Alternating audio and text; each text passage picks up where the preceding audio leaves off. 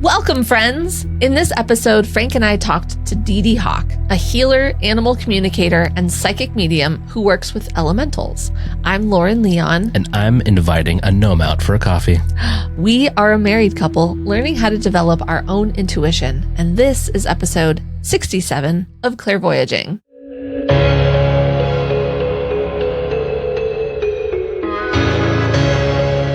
Wayfeather Media presents Clairvoyaging.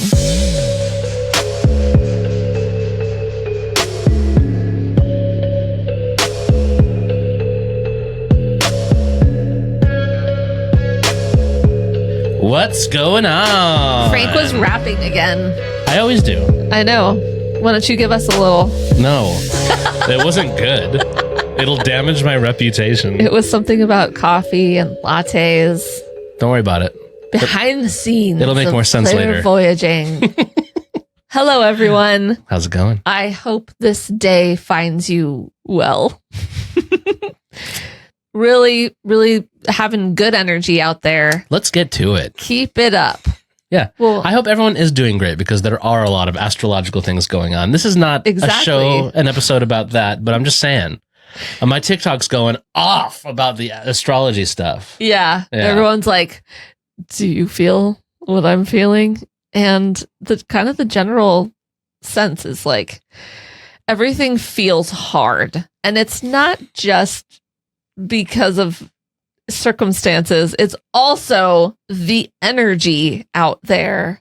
The planets, the moon, eclipse season.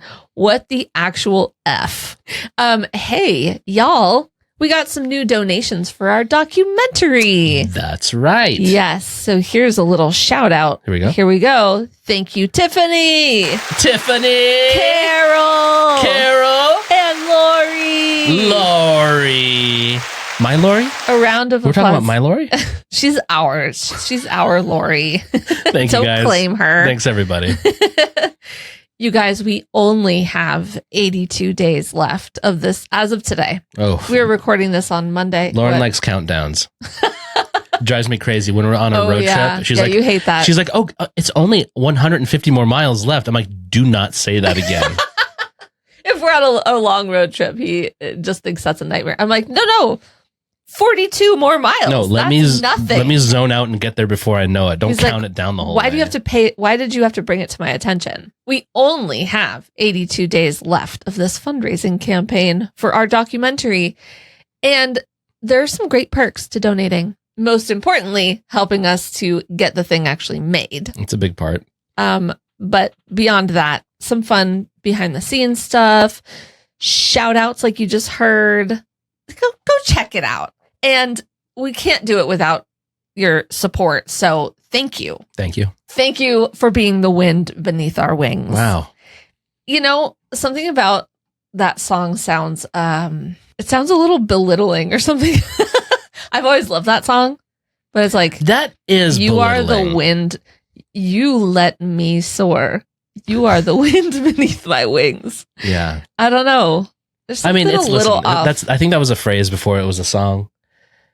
Was it? Yeah, it's like it's like a wind in my sails kind of thing. I don't know. I'm gonna have to consult Google or ChatGPT on this one. I don't like it.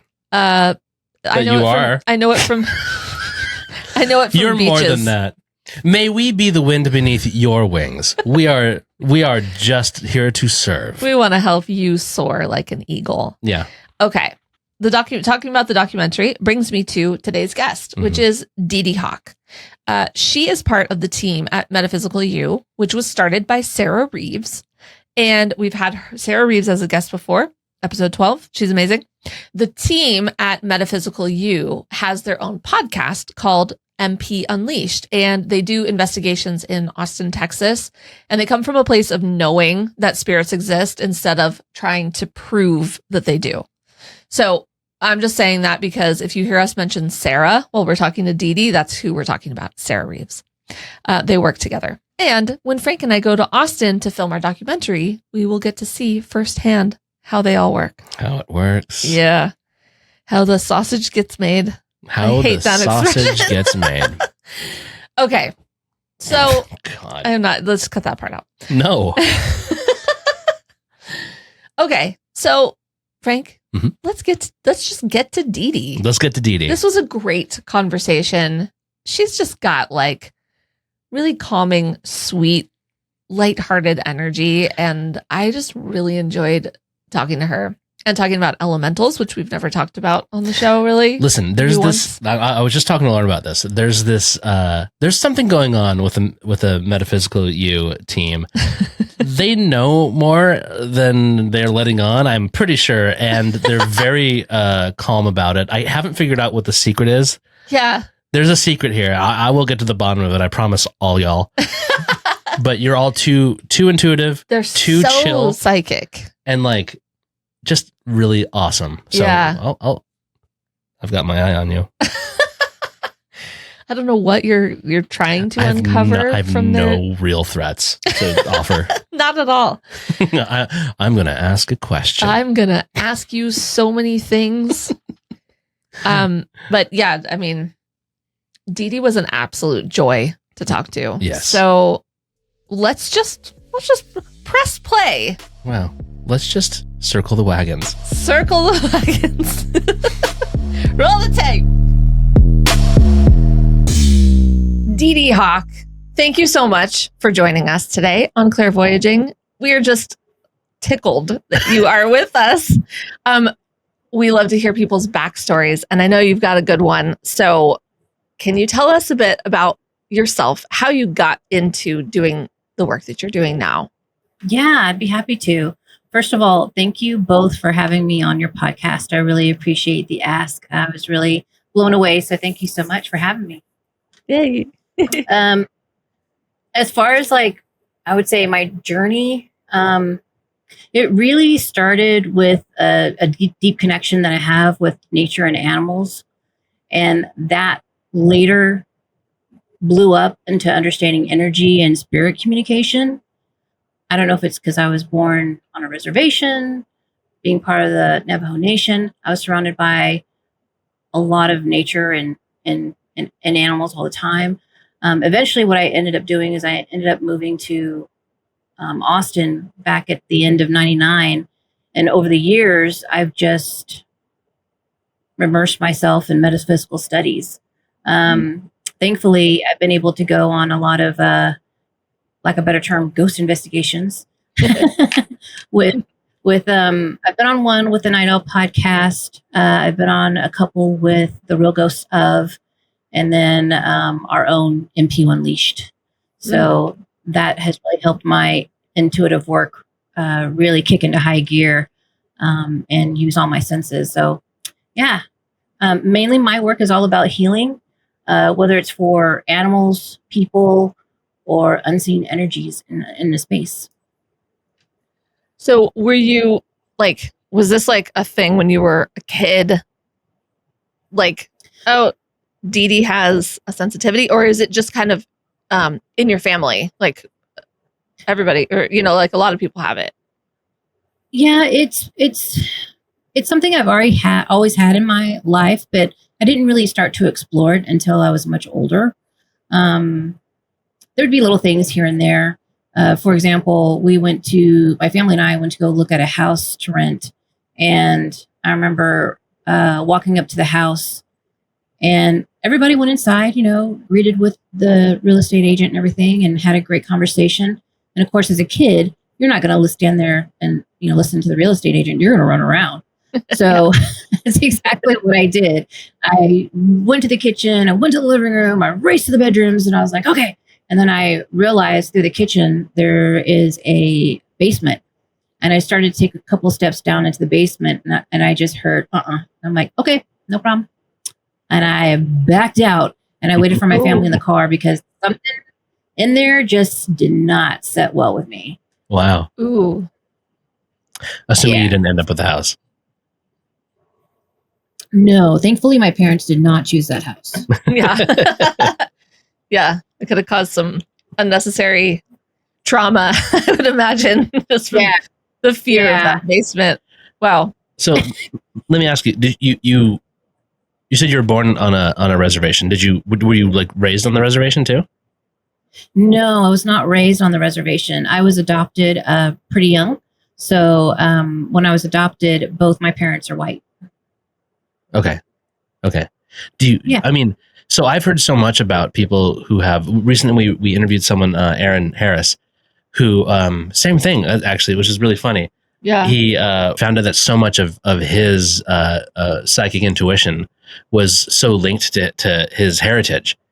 And I guess my question to you is like, how much of that like Navajo heritage do you like kind of tap into when you're doing your thing?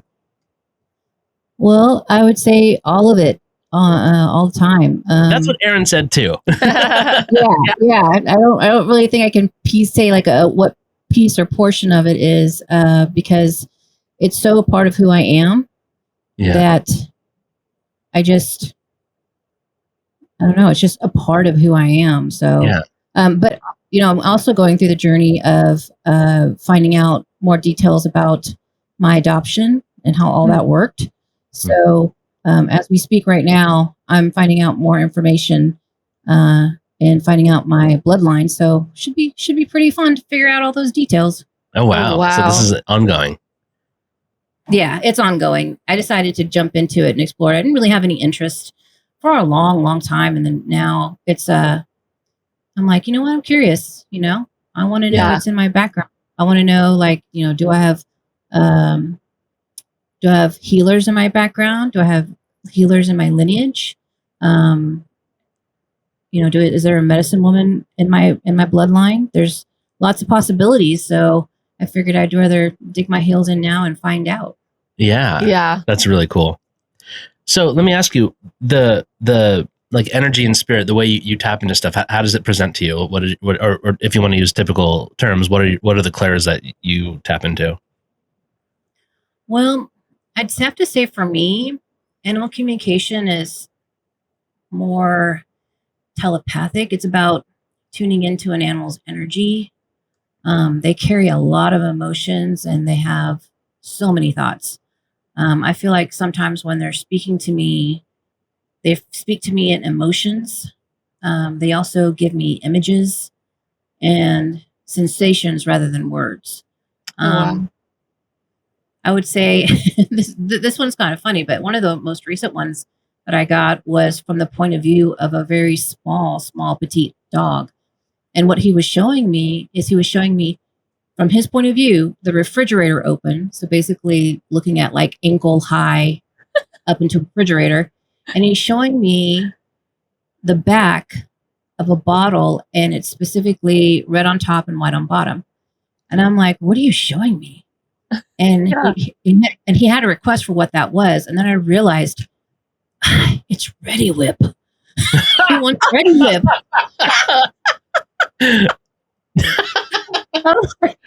I'm like, so he's showing me from his point of view. He hasn't been getting his Ready Whip. And she goes, I forgot that was in the refrigerator.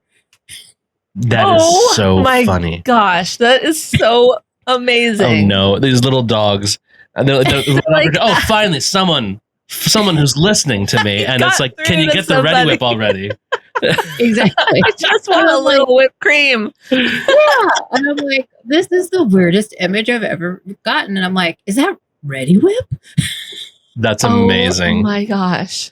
That's so cool. So that was like just like imagery that kind of popped in your head. Did you know this dog, or was it just like a friend's dog or something?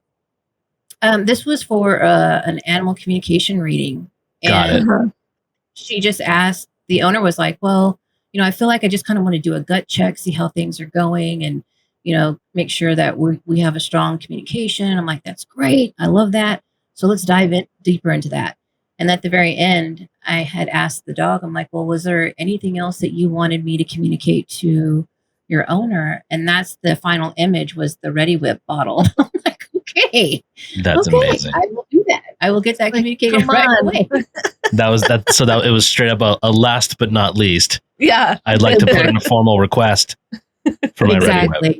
I am lacking Ready Whip in my life. Can you please help me out? That's so funny. Oh my gosh. I love that so much. They have so much to say. And we're just like, they stare at us and we're like, what? I know. Yeah. Our dog has like a specific time, 2 specific times of day that he comes and harasses Frank and like follows him to the kitchen, like punches him in the foot, like, and he's like staring at him. And Frank's like, what? And then he'll like bark at him. It's like, that's his treat time. It's treat time. And it's so specific. But I'm like, lately, I'm like, dude, I haven't gotten you out for walks enough. We gotta lay off the treats. I'm sorry. He does not like it. We argue. Yeah, I can totally understand where Frank's coming from as far as like the animals, because the first thing in the morning we have an old Maine Coon. His name is Tokyo, and he purposely waits. Yeah, he purposely waits until I get up and actually show up in the kitchen, and as soon as I do, he starts talking, and I know exactly what he wants. He's like, "Give me food, give me water, give me food and water." Yeah, and I'm like, and I have what we call a toll. I'm like, the toll is a body bump where he bumps his body against my legs, and then I do what he wants. Yeah. So I'm like, body bump. He's like, ugh, fine. Oh my gosh. We had a Maine Coon. He was 17 when he passed, and it was a talker, like just he was just big guy, like super lovable, but so quirky, like just the weirdest cat in the world. Very funny. Man, that's so fun. So what were some of the things that you did to like start developing your sensitivity to your abilities? Well, we had a female cat show up on our porch, and just decided she was never gonna leave. Didn't know her. And when we would walk out of the house, she would rub up on our body and love on us. And then eventually we couldn't help it. We started feeding her. Of course. Yes, of course. And then she eventually had a litter. And of course we watched those babies too. And out of her litter, there was one particular cat by the name of Brando. And Brando made it very clear to us from the very beginning, I refuse to be an inside cat. So you better let me out. So we're like, all right, we'll let you out. So we had a routine of him going out, fighting whatever was in the neighborhood, coming back, torn, ripped, a chunk of fur gone, a chunk of, skin missing. And he would come home and he would sit there and be real pitiful. And this is kind of like semi during the cooler months here in Austin. And so I would have a chair I was sitting in, and I had a blanket in my lap, and he'd wait for me to get situated. He'd pop into my lap and then just pass out. And then when that would happen, I'm mindlessly watching television, but at the same time, I was putting my hands on him. Mm-hmm. And eventually we became in tune with one another, which was not at all what I expected. But then I started realizing like I was helping him heal. And he would sleep in my lap until I started to move. So probably like an hour or so. And then I'd start to move and he'd be out, go back out. And we'd have this cycle over and over and over for the longest time, where he would just come in and be like, fix me. Heal me. Yeah. And so he'd get in my lap and we'd do the same thing. And it just became a routine for a long time. And then once I started getting in tune with him, and I could start hearing him, and it just was a slow progression. Wow. Were you like, what is happening with my hands? Did you like know, okay, I've got something, or did it take a little while?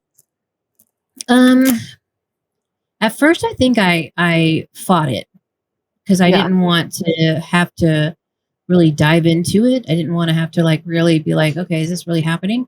Mm-hmm. And then there was a party that we had gone to, a mutual friend's party. And there was a guy there who kept saying, I got to go see the surgeon. I've got this hole in my hand. I can't get it to heal, blah, blah, blah. And I was like, well, let me take a look at it. And he's like, okay. And in my head, I started basically kind of picturing like his skin moving towards the center of his hand and pulling it from every angle of the wound. and just moving it towards the center. And I just kept doing that. And that was my quote unquote party trick. Oh my God. And eventually he said he didn't have to go through surgery or anything like that. And he didn't have to go see anybody else. And I was just like, okay, maybe this is a little bit more than what I think it is. I'm like, Yeah. well, so I think there's just been little things here and there that have kind of developed over time and have been my sign. But for a while there, I didn't want to read the signs. I didn't want to read that I could do this. It really put me in a weird space and for acceptance. But eventually I was like, okay, I can't say that I don't have this any longer. Like, it's just going to be part of me now. Yeah. What do you think that hesitation was? Oh man, there's so much. I would say with my faith, and I think with my faith was the biggest one. Wow. Because my adopted mom, she knows I have gifts. So like, that's not any kind of new thing to her. Like, she knows. But my mother-in-law, not at all interested in hearing anything about my gifts. Whoa. Yeah, totally juxtaposition. Yeah. So that was really hard because it's like, well, then who do you tell now that you have admitted to yourself that you have these gifts? Who do you tell? Who do you share this with? And that became a very cumbersome, I guess, reveal. Yeah. Because of course my husband knows, and my immediate family knows, but sharing that even with my mother-in-law, like, say, for example, there was a moment where she and I were just in the kitchen together and we were just hanging out. And this is early AM morning. Nobody's up. It's just her and I. And we both have our cup of coffee. And down the hall comes her mother-in-law. And I'm like, oh. And she comes in and she's standing behind my mother-in-law in the kitchen. And I'm just looking at her and I'm like, I don't know who this is. Oh boy. And she said, can you deliver a message for me? And I'm like, yes, ma'am. And she said, can you tell her that nobody takes as good as care as my boy as she does? And I was like, oh, yeah, I'll tell her. Oh. Wow. And I didn't know it, but my husband later told me that when she was coming to the end of her life, she actually stayed in one of the rooms downstairs in that hallway that she came from. Wow. And so she spent her last days in that house. Wow. Yeah. How did she take that? Like, did you blurt it out or were you like, I gotta tell you something? Yeah. Because that's the one thing about messages, you have to deliver them. So I was like, oh, this is going to be uncomfortable and awkward. Yeah. So I was like, I took a sip of coffee and I said, got that morning good courage. right? Yeah. And I'm like, can I share something with you? And she's like, sure. And I'm like, I see this woman coming down the hallway. So she's got a nightgown on and she's got a robe. And she wants me to tell you that no one takes care of her son as well as you do. Oh. And then it was just silence. Oh my God. Nothing was said. You could just tell it was very uncomfortable for her. Yeah. And then it got uncomfortable for me. Yeah. And then as if it wasn't enough already. Yeah. And then it just felt awkward. So I didn't pursue or ask her any more follow-up questions or anything like that. But that was it. And we haven't really talked about it since. Wow. So she never really came around, huh? No. Wow. Oh my gosh. Does she have like her own faith that conflicts with, or? I do believe it probably does conflict with her faith. Yeah. I'm sure it does. She's old school. She's in her 80s. So I don't know how much of that she would be accepting of. But yeah, it seems like there's a very defined line there that happened that was unspoken. Yeah. And just out of curiosity, not that it matters, but what faith is that? Because I've got a little scoreboard going here unofficially. I don't necessarily know what that is. I'll have to ask her. I don't really know. Let me know. It's heavily weighted in some directions. But You work with elementals, right? Yes. Okay. Can you talk about that a little bit? We've never had someone on our podcast that works with or sees or senses elementals. I think we only talked about it once, and I think it was with Alexis. Okay. Oh, yeah. We had Alexis and Eric. And Eric on, yeah. From St. Alchemist. I love them.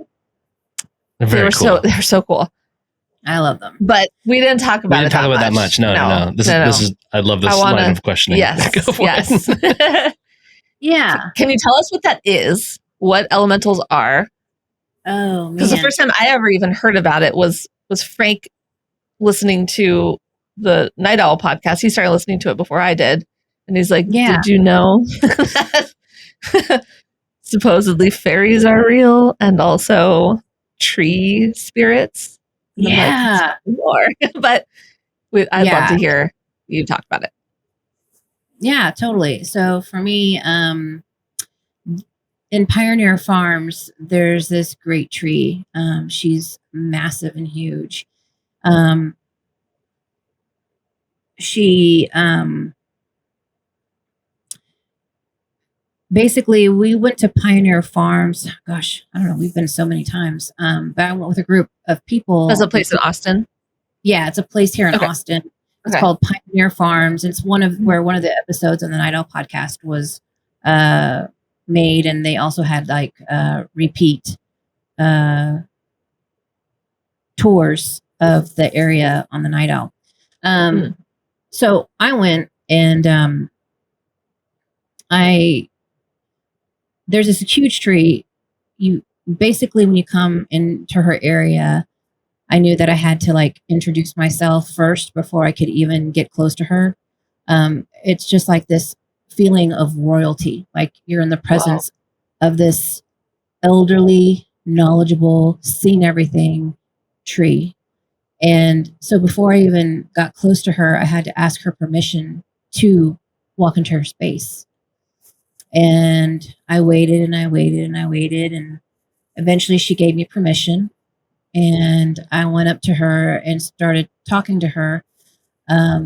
We eventually returned, and I did the same thing. Before I approached her, I asked her permission, and she let me come close. And one of her requests was, when I see you next time, she's like, it's been a very long time, because Pioneer Farms was actually Native American land. And so she had said to me, it's been a long time since I've had anybody sing to me that's Native. She's like, can you come back and can you sing to me? And I'm like, yeah. Not knowing what I would sing, but I did. So that second time that I came to see her, I had an offering for her.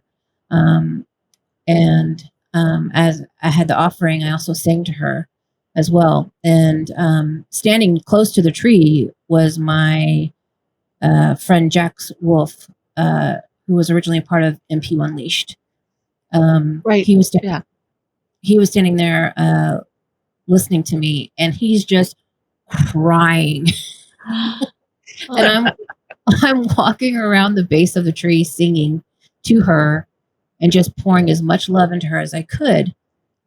And it was after that visit that I could start to see things that were in the woods, things that were up in the trees.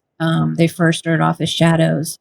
And so I feel like in my gut, like that gift came from her. I didn't have it before that. Oh, that is interesting. Oh my God. Okay. Yeah. Okay. Well, I have a couple of questions real quick about this. Go for it. Also, that made me feel emotional. Like, that's so beautiful. It was very emotional. I was trying not to, I was crying, but I was singing, but at the same time, I was like crying. I was like, because every time I looked at Jax, I couldn't not get emotional. Yeah. Oh my gosh. What were you singing?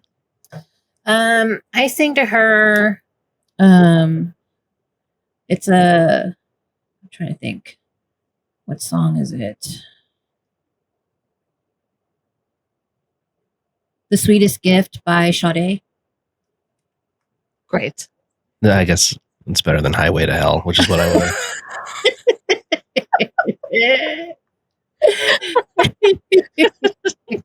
The tree's like, get Can you out of here, please. the tree says, I made a poor choice. You don't have permission anymore.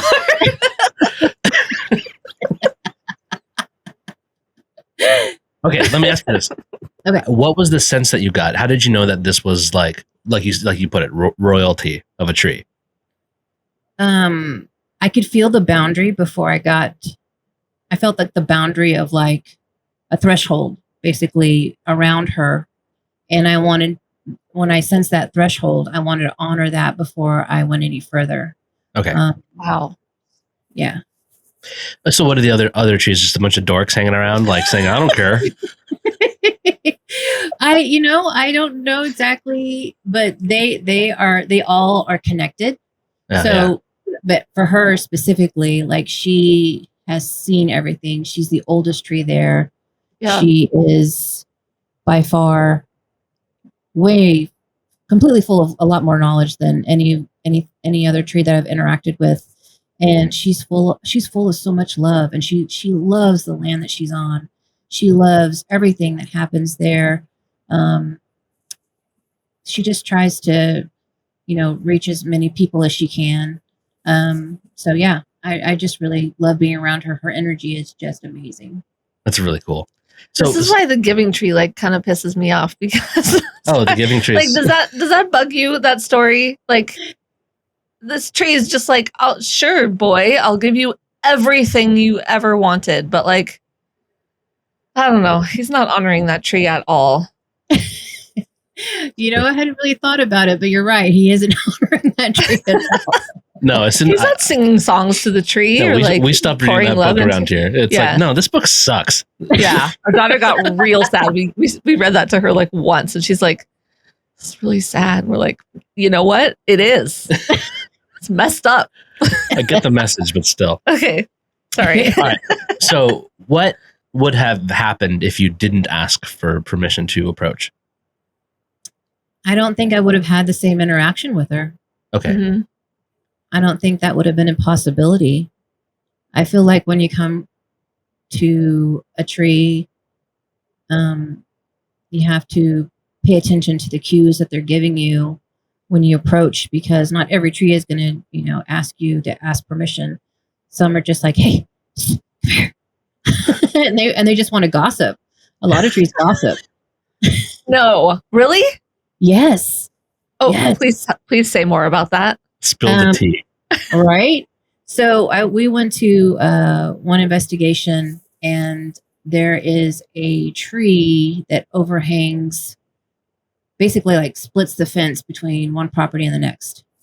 And so I'm walking around the perimeter of the backyard, and this tree is like, hey, come here, hey.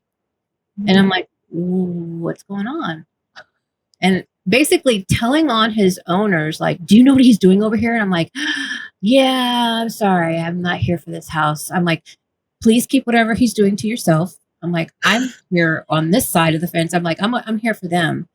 And he's like, oh, I can tell you all about them. And so spilled the beans.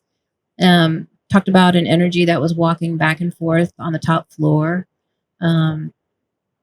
just consistently. Talked about the people that lived there before. I mean, they just know the tea. Neighborhood watch. Yes. That's wild. I mean, if you're going to just stand around all day long, I'm sure you're just looking around waiting to be entertained by whatever nonsense is happening. Do you know what's going on here? Yeah, pretty much. And I'm like, I'm not here for that house. I don't want to know. Oh, that's and they're so like, are you kidding me? You gotta know. And I'm like, no, I gotta tell somebody. That's wild. Oh my God. Okay. So is it like they are recognizing that you are receptive to them? Yeah. When I go out to a property specifically, I'm usually the first one to be in the backyard. Like it usually is calling to me. Yeah. So I'll jump in the backyard and check it out. I'm touching everything. I have to touch everything. I was going to ask you about that. You were talking about having to touch stuff, and it seems like an important part of your practice. Yeah, I got to touch everything. So I got to touch the trees. I got to touch the earth. I got to touch just everything I can get my hands on. And that's pretty much where they're like, it's kind of like hearing like a familiar song when you touch them. Their energy just passes to you and you can hear it. Is the best way I can describe it. Yeah, that's really so cool. poetic. That's so cool. Yeah, it's very different. It's very different.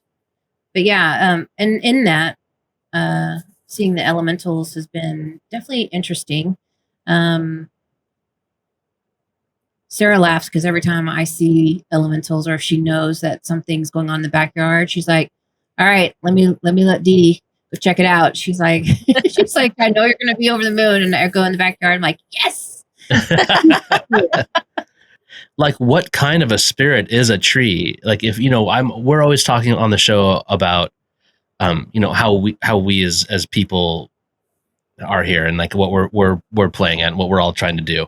Yeah. But like, I'm assuming trees are like non-human entities, right? Or are the more gossipy ones? Were they once? Were they once human? Yeah. Yeah, I would love to tell you that I know the answer to that question, but I honestly don't know. I've had other people that have been to pioneer farms who have said to me, at the base of the tree, like within the tree itself, they're seeing Native Americans in each one of them. That's what I heard when we went to pioneer farms. And I said, "Can you draw that?" And they're like, "Yeah." And they drew it. This was probably, I don't know, 4 or 5 years ago, but they drew what they were seeing. And it looked like somebody who was sitting crisscross applesauce as like the base of the tree. And then as it went from being thicker on the bottom to like the taller portion, that's where like their upper body was. And so, yeah, they kind of drew it for me. And I'm like, that's something I need to ponder. That is such a trip, man. Yeah. Especially with like, Native American culture being so tied to the spirit of the land and how everything essentially has a spirit. Yeah. Like, I wonder if there's just a choice or something like after death to like just fuse with that and be a part of it or something. Yeah. I mean, I don't know. I'm the last person to be commenting on this, but that's so interesting to me. Yeah, it's fascinating to me still. I'm still learning a lot all the time. They're always teaching me something new. Man. All right. Real quick, circling back to the elementals thing, like how many different types of elementals have you encountered, or are you still like discovering new types?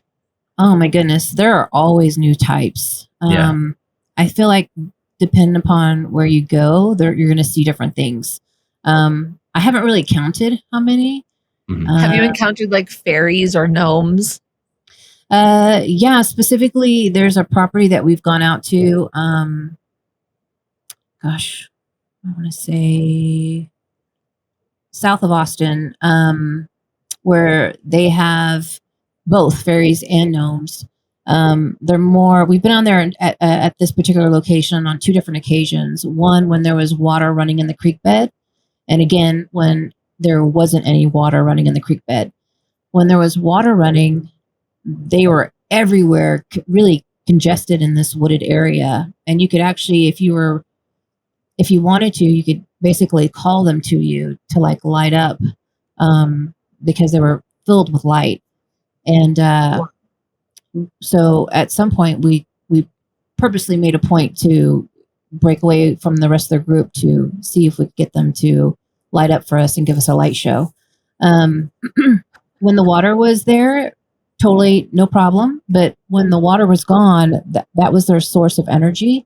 So they would try to come, but their light was very dim and very bland. but they would try to light up, but they just didn't have a way to pull that energy, so they couldn't really do a light show for us like they could when the water was there. So like A running, I've heard light before, show. like running water is like a big, everything needs some kind of power source. Yeah. And I've heard running water before. Any idea why? I think it's just where they pull their energy from. Yeah.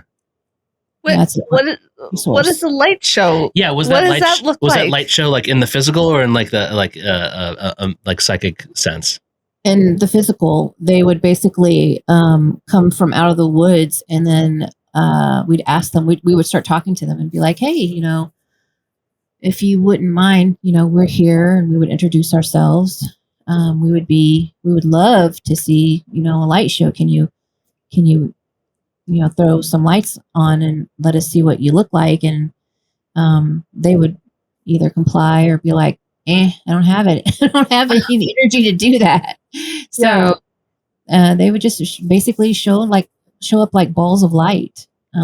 Is the best way I could put it. Yeah. What? Is this What? is this I more? want to come. Is I this want to see that. That's so cool. Believe me, tell Sarah and she will bring you.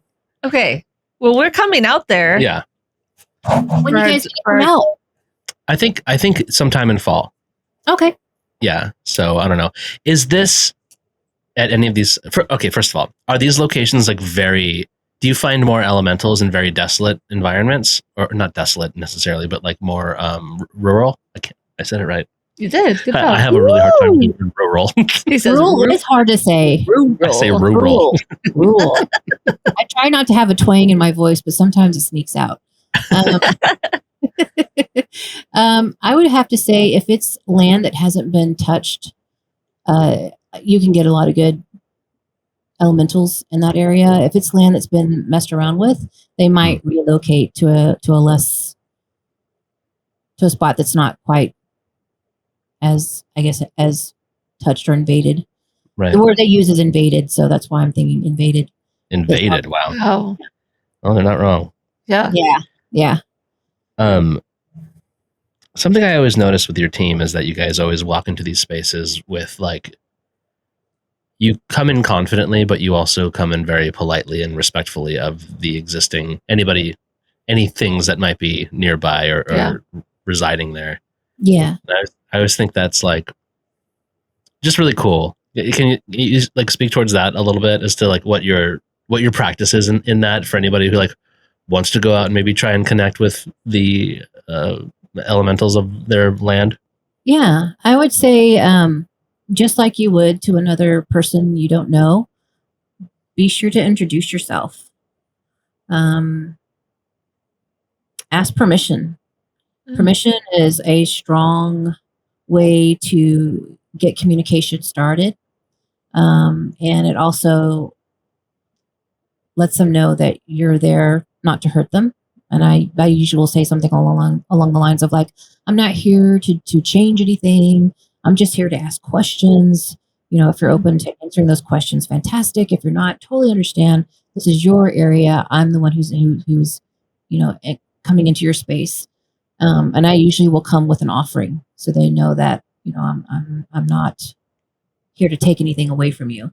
And it seems like with that happening together, all those things happening together, it's a great way to then start communication. What kind of offering? It depends. Sometimes this is really weird, but like before we go on an investigation, usually the night before, someone or something will visit me and tell me what the offering should be. So in the past, it's been coffee, specifically coffee grounds, not coffee beans. I don't know why. Grounds. Yeah. Like you just like put them in a cup or like throw them on the floor? Well, I basically, when I get there, I listen to them how they want it. So sometimes, like for example, the great tree, she wanted coffee grounds, but she wanted them spread around her roots. So I spread them around the base of her tree. I've gotten questions or requests for, let me see, tobacco, singing songs, Dude, hold on. I just got to point out real quick. Even when you're in spirit form, you need to wake up, you need a cup of coffee and a cigarette. It's just the way it is. It's not limited to a Los Angeles Starbucks. That's so I'm like, yeah, of course. That's the thing that gets me up in the morning. Yeah. Why not? Or a song. Yeah. Or pop on your favorite song. You have time to wake up. Put on your favorite jams. Yeah, man. Sorry, what else? Flowers. There was something else. It was like in pill form, but I ended up taking like it was like a gel capsule, and I ended up taking like a little, puncturing the capsule and then using whatever it was in there. I think it was like vitamin E or something specific that they wanted. That's so specific. Yeah, it was. It was very specific. And I was like, well, I'm not going to carry that whole bottle because what if it gets loose in my bag? I'm like, that's going to be a mess. Yeah. So let me go get capsules. I think it was vitamin E or something like that. It was something oddly strange that I've never been asked for before, but I did it and they were happy. So you have a rep come to you, a messenger come to you the night before and say, you know what we'd really like is that messenger person like also an elemental or in the form of something else? Usually when they come to me, it's in my dream. So sometimes they don't look like anything, and sometimes it's just a voice. Wow. It's like a backstage writer list. Yeah. They'll like bring M&Ms. Only green M&Ms. Yeah. Exactly. Pink Starburst only. A bottle of whiskey, 3 bottles of red wine, some Fritos. That is so funny. So Frank, let me ask you, what would be your list? What would be your offering request? Oh, if I were to make a request? Yeah. I mean, let me think here. Just get like tacos. It's gonna be tacos. Okay. I don't care what kind. That's the most unhinged request you can make. What about you, Lauren? What would yours be? I feel like my first thought was like just like sprinkle some like marshmallows. Oh my God, Lauren's would be marshmallows. Just like basically unadulterated sugar. That's it. Lauren. Yeah, just get it straight in there. Yeah. Nice. Maybe roast one if you're really feeling up to the task. What about you, DeeDee? What's your offering? I would say my offering would probably be gin-gins because I'm so in love with those right now. I don't know why. Wait, what? Gin-gins? They're ginger candies. Oh, the little ginger candy with a little ginger candy eye on them. Yeah. Yeah. Oh my God. I love it. I would say gin-gins, mushroom coffee, and some brisket. Oh yeah. Oh, the Texas brisket. Yeah. Oh my God. Now you're doing it. Yeah. You're doing it right. I know. I love brisket. It's my kryptonite. We enjoy a good brisket over here. But also, all that is to say that, like, I was just trying to not say coffee because, yeah, coffee. I do that. I have like some of those. What do you call it? It's like a mushroom coffee, similar, but I put it in my regular coffee. Mm-hmm. Yeah. And boy, that's how I start my days. Yeah. And I like it a lot. With your mud. Yeah, I call it my morning mud. Lauren's like, that's not coffee. I'm like, it's my morning mud. Let me have it. Literally matcha and mushroom I'll throw a scoop and coffee. Yeah, I'll throw a scoop of matcha in there too. It's not good. I have not done that yet, but I'm gonna. It's not great, but I like it. But also, it's a weird combo. It's earthy. It's not bad. It's just like, what is going on in that cup? Listen, and he doesn't sweeten it at all. I wouldn't expect. And I'm the marshmallow girl. Yeah, I wouldn't expect the marshmallow queen to like my mud Joe. Well, I can see where Frank's coming from. I don't sweeten mine either, and it drives my husband crazy. Oh my God. Sometimes if I'm feeling fancy, I'll throw in a scoop of like 1 scoop of coconut sugar, which is like the least sugary thing you could do. Get wild. Yeah, that's wild for me. Yeah. That's so funny. Oh man. We have to go talk. We have to see a light show in Austin. I know. I want to I have so many more questions, but I think we'll just do it in person. Yeah. Yeah. We can have a round table with you guys there with us, and then you can ask all the questions you want. That would be fun. Yes. Let me ask you one more question, then we'll wrap it up. Yeah. But like, if anybody encounters an elemental or any kind of like nature-based spirit and they say that they feel like their space has been invaded, what can we do to kind of like rectify that? What I'm finding out is that elementals really enjoy shiny objects. Like leprechauns? Or raccoons? Yeah, like they really love shiny, glittery things. So if you want to be like, hey, I know I pulled up that shrub, in the left corner of the yard, I know I disrupted like your whole vibe back here. So I'm going to put down like a little gnome home and a little, disco ball planter thing, and just kind of show you some love. That is helpful because they love shiny, glittery things. They love little houses. They love the shinier the better. Oh, just wait till we tell our daughter about this. Oh, that's right up. Yeah, making like a gnome discotheque is going to be perfect. That's my weekend activity now. Yeah, like, and she's going to be like, yeah, I mean, she created a fairy house like perfect over the summer, and she's like, we didn't put any shiny. I don't think we had shiny things in there. No, we didn't. So maybe we can actually get some activity. We need water. We need a water source. Oh wait, I should ask one more question before we go, related to what we're saying right now. Mm-hmm. There's so much lore about fairies in particular, and like how I know like the Irish or the Scottish fae are such a thing that are like respected but also feared in a way. Like, have you experienced anything like that would be indicative that they are like something to be afraid of? I've only met one character that I thought was pretty intimidating. It was also a character that Sarah saw as well, and she actually drew him. He kind of looked like he had legs, so he looked like a human, and he was very muscular. He had horns, and he had like a very decorative breastplate, and he was basically on the outskirts of a house that we were looking at, and we had asked, can we go beyond these gates? And she's like, sure, go for it. And we had gone beyond the gates, and I had sensed him immediately, but Sarah saw him, and I was like, I'm not a fan of his energy. Woo, he's a lot. And so she took set some time aside, and she actually drew him. And I would have to say he's probably the only intimidating one that I've come across.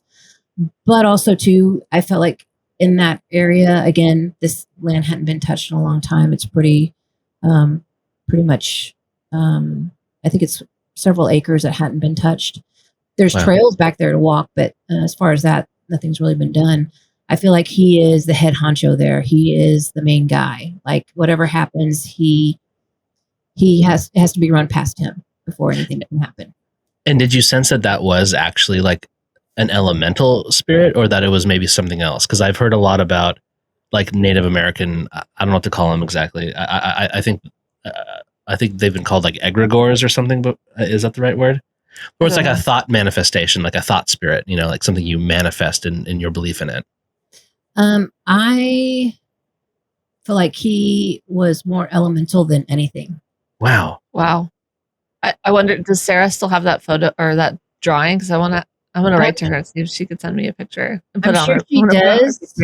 But this woman has tons of notebooks of drawings. So I don't know if she'd be able to find it. She has lots of notebooks of drawings that she's done. So that would be the hard part, is for which notebook it's in, because she has a lot.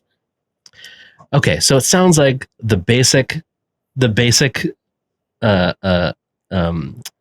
protocol when you step into some natural space is to show up with respect. Don't act a fool. Introduce yourself. And you know what? Leave it better than you found it. Even if better than you found it involves a disco ball. Exactly. All right. You know, got to show the love. I love that. That's so funny. Oh my gosh. That's awesome. Okay. All right. Yeah. DeeDee is amazing. This is so cool. DeeDee, you're really cool. Is there anything, I never asked anybody this, but is there anything that you wish we would have asked you in the interview? There is one thing I wanted to talk to you guys about. Yeah. So there's a couple things. Healings is something that I do, and I noticed on your questionnaire is you asked you work with children, and with my healing work, I do actually work with children. As far as healings, I work on kids. I have 2 or 3 clients right now that are processing some trauma right now as we speak, and they, basically come with their parents, and we kind of do like a gut check and have conversations, and then start doing the energy work, and they sleep a little bit better that night, and then we just kind of meet up on a consistent basis and touch base. And if they've had a really rough week, say, lots of tests and things of that nature, they'll be like, hey, can we squeeze in an energy healing? Like my I feel like my levels are at a 10 and I need to be at a 5. Can we get together? And like, yeah. So I have a mobile healing service that I go out to their house so that when I leave, they get to stay home, chill out, decompress, and I cruise on home, but they're in a space that they're safe in, that they know they're fine in. And I love being able to like do the service at their house and then bounce. And that way they can just chill out in their house, not have to worry about driving or going. so No, smart. that's so great. It's probably so much easier to like reintegrate what they've learned or the healing if they're already in their space. It's not like out of their environment where they're just in the healing mindset when they're just like, with you in like an office or something.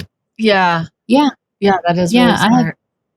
I have a kiddo that she purposely like will eat her dinner, go take her bath and everything like that. So when I show up, she's in her pajamas. And so I do the work while she's in her pajamas, and then she goes straight to bed. Oh, like she nice. She doesn't do anything, so she like makes sure she's ready to go. So like, yeah, when I work on her, she's on her pajamas, and we crack up. And she's like, next time, can you come in your pajamas? I'm like, I absolutely can, and I will. Oh my God, that's so cute. Oh, that's awesome. I love that. That's so cool.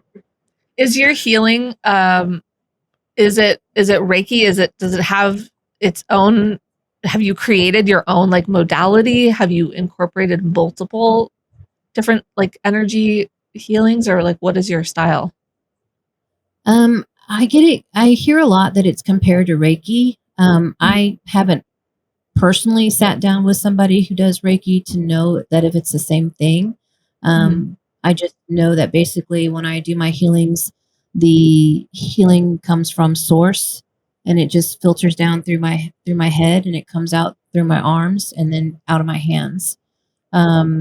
And that's something that, like I said before, it's one of those things I struggled with in the very beginning, that I could do that. But it seems to be something that just speaks to my spirit. So I really don't enjoy doing it for other people, and being there to help them on their journey, because a lot of people are like, well, I'm curious, so I'm just going to dip my toe in. So, I'll schedule a session with you. And then later on, they're like, well, I'm still a little curious, so I'll schedule another session with you. That's so cool that you like developed your own, like, it's just an intuitive like healing that you've created. Like, you just know how to do it. Yeah, it's basically when I do it. Sarah said that when she sees me do it, she says there's a whole different team of divines that come up behind me, and they're there and present while I'm doing it. I haven't seen them because I'm focused on what I'm doing, but she says she's seen them, and I'm like, wow, that's fantastic that a whole different group of divines come up behind me to watch me do exactly what I'm doing. And then, so I'm like, okay, very cool, very cool. That's awesome. Yeah, that's amazing. Y'all are so cool over there in Texas. Well, good. Did you have anything else that you wanted to throw out or mention? Or I totally thought of you guys, and I wanted to share the story with both of you. So my friends and I went to a restaurant, and we're having a lovely lunch. And behind me, I can't see because they're directly behind me. There's a couple. It's a guy and a girl, and they're whispering to each other, blah blah. The next thing I hear as if someone took their hand and slammed it down on the table that they were at, and I was like, "Whoa!" And I'm the only one who jumped, so I'm like, "Oh no!" Uh-oh. So I stayed facing my party. I didn't look around, but I could hear what was going on. And there was a lady yelling at the couple.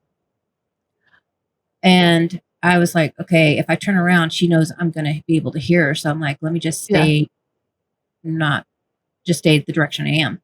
And my friend goes, are you okay? And I'm like, yeah. Give me just a minute. And listening to this lady, it turns out she was the wife of the guy that was there with her best friend, and they just left the wife's funeral. Oh my And God. they had been seeing each other. They'd been seeing each other for months, and she didn't know until she passed. No. So she was letting them have it. But I'm the only one who heard the bang on the table with her hand, because she was like, what? Oh my God. And she was so mad. So I got up and I excused myself and I went to the ladies' room and I came back because I knew I couldn't turn around and look at her because then she'd want me to relay everything. And I was like, yeah. No, thanks. I'm not getting that. So I left, went to the ladies' room and came back. And when I did, she had, quietened down quite a bit, but at least I could see her. And I sat back at the table and my friend goes, are you okay? Do we need to leave? And I'm like, no. We're good. And she's like, you sure? Like, yeah, I'm sure. And so this lady is behind me, is going, how long has this been going on? Was this happening when I was alive? You two are awful. And she just lit into them, but they can't hear her. So it just looks very casual. No one's like, ooh, they've been.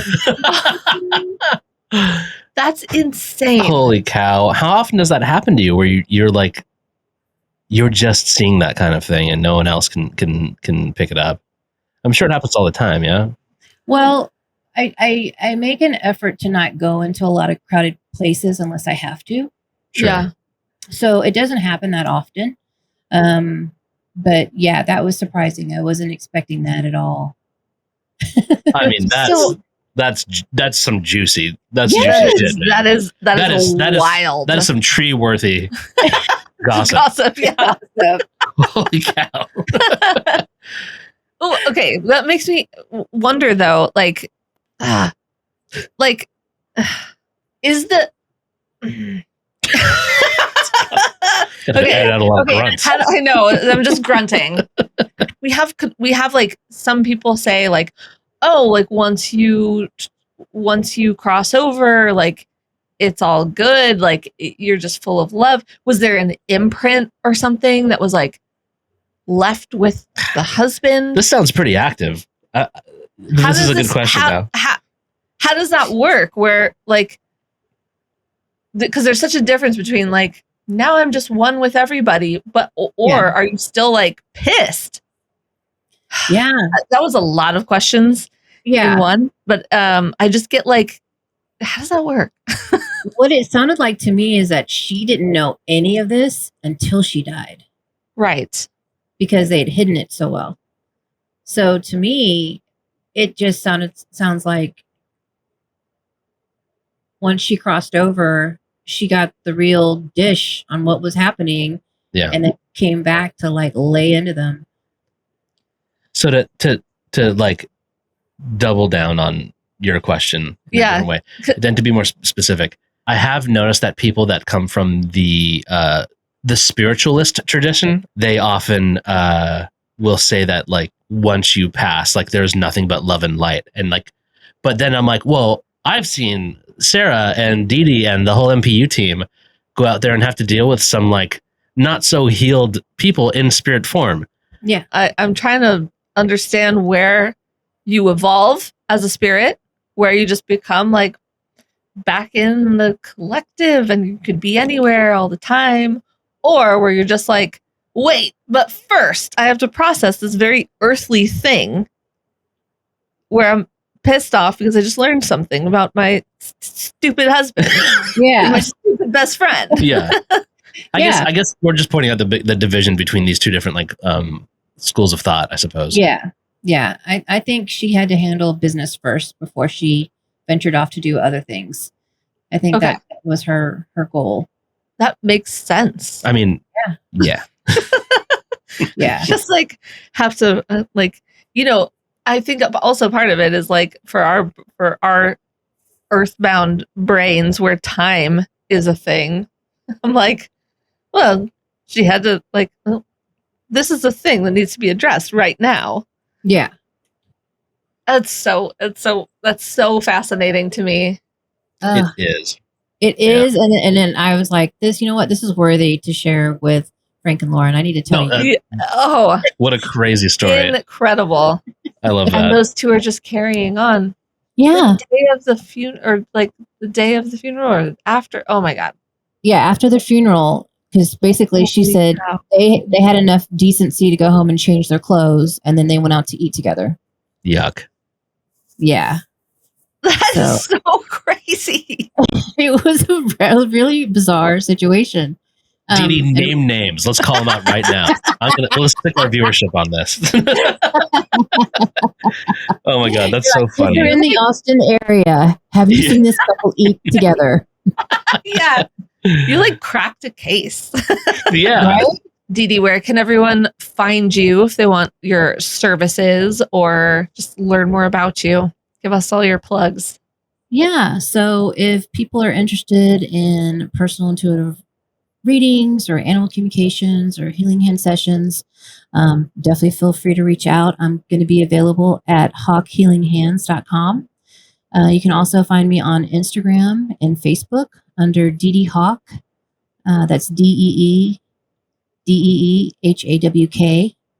And yeah, feel free to reach out to me and we'll start the journey together. Love it. Is that a chosen name or is that your actual name? Because it's like the coolest. I was going to say how cool your name is. It's actually given to me by Sarah. That's only cooler. I love that. I was deemed DeeDee Hawk by Sarah. That's amazing. That's awesome. All right. Yeah. Perfect. Beautiful. Thank you so much for talking with us today and taking your time with us. Like, we asked ridiculous questions and thank you. No, I'm so glad you guys asked me. I'm so honored to be on your podcast, and yeah, I can't wait for you guys to get here to Texas so we can meet in person. Yes, it's gonna be fun too. You guys Thank you, safe. You too. Yeah, have a good one. Thank you for listening. Visit clairvoyaging.com for merchandise or to access free resources to help you on your spiritual journey. Subscribe to our Patreon for more content or join for free to chat with us. Clairvoyaging is a fiscally sponsored project of Fractured Atlas, a 501c3 charity. Make a tax-deductible donation to support our mission to foster understanding, respect, and curiosity for diverse spiritual belief systems. Clairvoyaging is a production of Wayfeather Media.